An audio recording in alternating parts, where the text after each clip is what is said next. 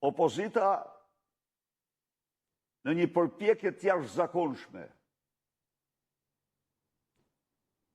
e mbajti parlamentin. 5 orë me 2 çështje kryesore. Reforma territoriale. Dhe çështja e dytë, kërkesat e protestuesve jashtë parlamentit, të cilët kishin vetëm një kërkesë. Nuk përfaqësoni një të vërtet absolute.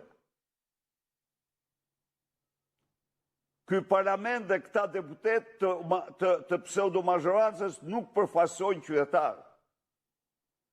Ata përfaqësojnë miliarda e miliarda euro të taks paguesve shqiptar të përdorur sipas dokumentave ndërkombëtare për të ndikuar, për të kontrolluar vullnetin e zgjedhësve.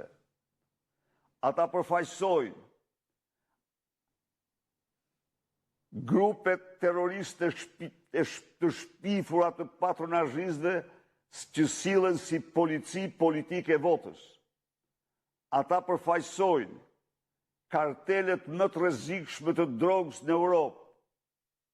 Ata përfaqësojnë plaçkitjet më të mëdha të pasurisë publike dhe vjedhjet të buxhetit.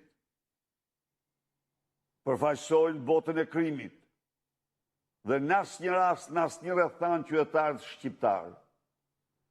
Ja sepse Partia Demokratike kërkoi me insistimin më të madh shkrirjen dhe përfundimin ditën e ejtë të parlamentit të shkurt parlamentit shqiptar.